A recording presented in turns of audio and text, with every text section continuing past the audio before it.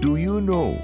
Cleaning and lubricating drive chain at regular intervals as per the service procedure helps smoother operations, slows down the wear on other parts, saving time, money and hassle.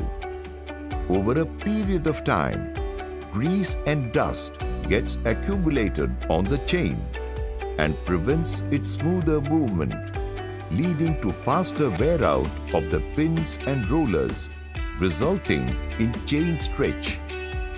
It also makes more noise, shifts less smoothly, and is in more danger of breaking due to internal stresses brought down by use and rust.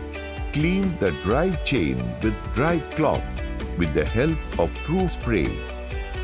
Lubricate the chain by rotating the rear wheel by hand in forward direction.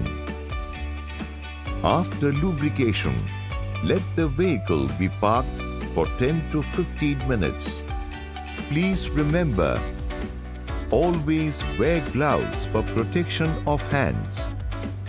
Always use the chain lube or chain cleaner with extension pipe.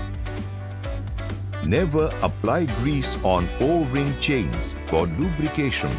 Do not start or keep the vehicle in geared condition while chain maintenance.